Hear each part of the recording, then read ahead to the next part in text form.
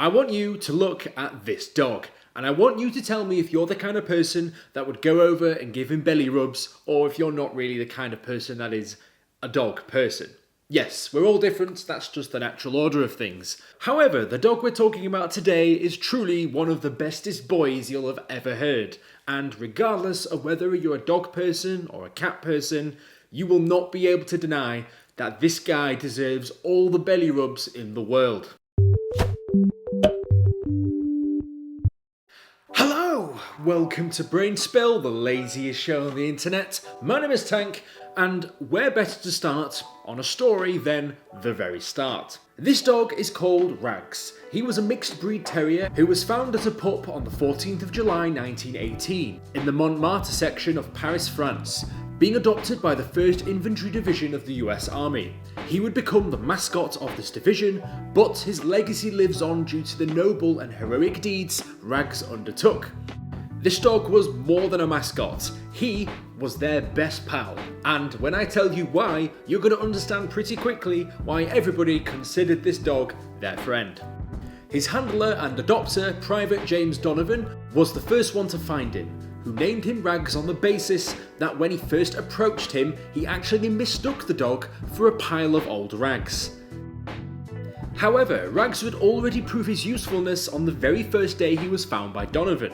It just so happened to be Bastille Day, and their unit was doing a parade in the middle of the town. So when he returned, all he had to do was explain that this dog was their mascot, and the unit had sent a searching party to go and find him. Being able to escape trouble by doing something for the unit, allegedly, got them out of hot water.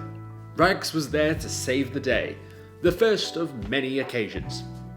Rags was no normal dog. He didn't need to know tricks like beg and roll over.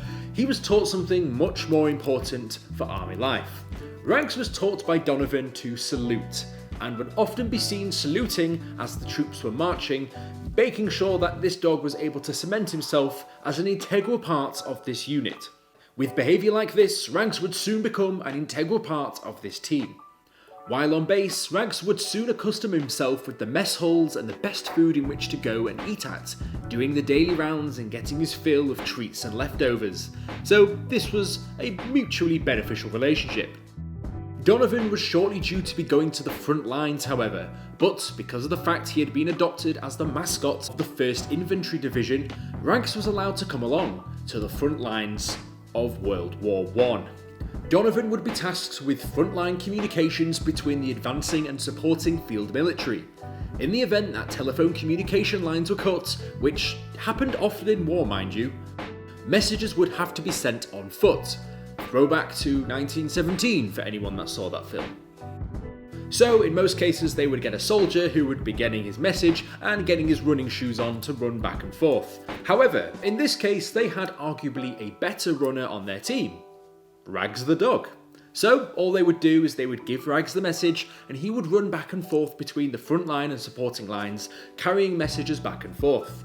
What a good boy.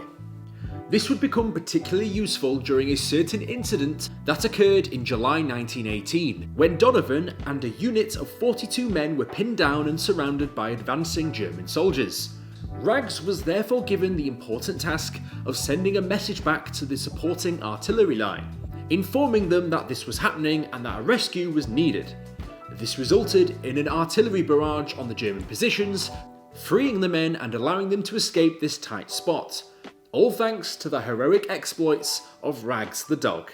I suppose those Germans weren't really paying attention to what one seemingly stray dog was doing running around the battlefield, and they were focusing more on the fact that they had a pinned down American unit that they were about to wipe out. But thanks to that little bag of rags, he was able to get the message back just in time to free those men. What a good boy indeed. And who knows, if Donovan had never met Rags, what would have happened in that situation? Could that have been the end? I mean, I don't think a normal guy would have been able to run out of that situation being completely pinned down. As you've probably already picked up at this point, Rags is a pretty smart dog. So smart in fact, that he was able to pretty much imitate the people around him and copy the behaviours which everyone else was doing. And what the soldiers would normally do, particularly when there was incoming artillery fire, the soldiers would hit the deck. They would lie as flat as they could on the floor to prevent getting harmed. So Rags, seeing this, decided to also start doing the same.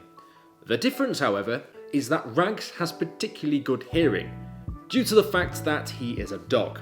So Rags, hearing the sound of the artillery shells coming in, would immediately hit the deck. This was an early warning system to the rest of the soldiers around him to also do the same. So by keeping a firm eye on their furry companion, they had an early warning signal ready for them to protect themselves in the event that they were about to get shelled by the enemy. This is a smart dog indeed.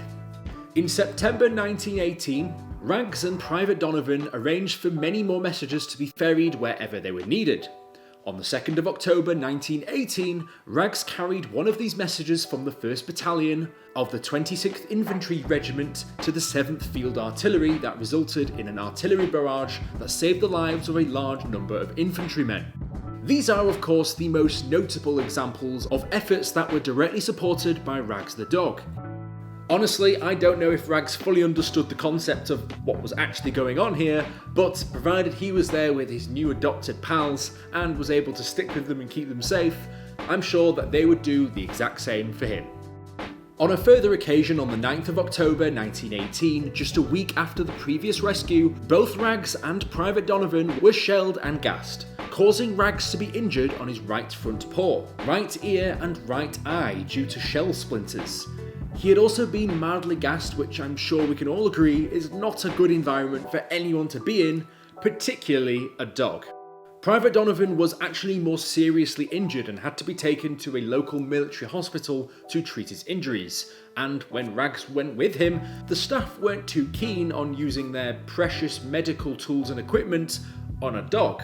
However, when he arrived, many people already knew of Rags and the exploits he'd done to help protect their men. So when Rags arrived at the hospital, everybody just said, "Headquarters orders," and they got on with the treatment. After a stay in hospital, Rags was back to fighting form. He was fit as a flea. However, that would not be the same for Private Donovan, and actually his condition took a turn for the worse. As a result of this, the two would return to the United States, and going together was the plan. However, it's not too easy to ship a random stray dog back to the United States from a current war zone. This meant that Private Donovan wasn't able to take Rags with him via conventional means, but this didn't stop 1st Division from coming up with a genius plan in order to get Rags home with Donovan, so they simply decided to smuggle him back to the United States. They managed to smuggle Rags by train from Brest in France to Chicago, to which Donovan stayed with him on the entire way back. Rags accompanied James Donovan, who was placed in Fort Sheridan Base Hospital, where Rags would effectively live on base. But in early 1919, Private Donovan's condition worsened further, and he would unfortunately die as a result of his injuries. With Rags, of course, saluting farewell to his best buddy. So at this point, Rags would remain on the base and started as a post dog. In 1920, Major Raymond Hardenbergh would be on base with his wife and children, where they would meet Rags the dog, and it just so happened that they managed to get on really well. So well, in fact, that it was eventually agreed that they would take over trusteeship of Rags and take ownership of him. The Hardenbergh family arrived at Governor's Island in New York Harbor in 1924. The 16th Infantry Regiment of the 1st Division was stationed there, and a number had served in World War I and were familiar with Rags and his exploits, eventually going on a bit of a tour being dubbed a local New York celeb, even participating in the 1st Division troops' 10th anniversary of World War I parade down Broadway. Rags would go on to live to the ripe old age of 20 years of age, and in March 1936, Hardenbergh informed Fort Hamilton and the 1st Division that Rags had died. He was buried with full military honours, and a monument was put up in Maryland at Aspen Hill Memorial Park, near the Hardenbergh home. And yes, this is still there today if you want to go and pay a visit to our old pal Rags. These videos are truly some of my favourites when I make them, because there's just the pure loyalty in these animals and they'll just stick by you no matter what, and obviously being the bestest of boys about And of course, being about a scruffy, lovely dog like this, what not to love? Truly the bestest of boys. And to you, Rags, I salute you. If you like the video, be sure to like and subscribe. If you want to be notified as soon as I upload my next video, be sure to hit the bell button. And if you've got any ideas for what topics you'd like me to discuss next, let me know down in the comments below. As always, sources used in the video will be in the description. Controversial opinion coming up. If those guys had found a stray cat instead, I'm pretty sure that cat would not have stuck around as long as the dog did. And I'm pretty sure a cat is not a very effective battlefield messenger. You'd send it off with a message and halfway through it would just wander off and go on its own way. Yes, you can tell that I am more of a dog person than a cat person.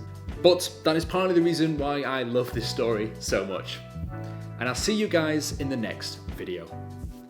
Fantastic.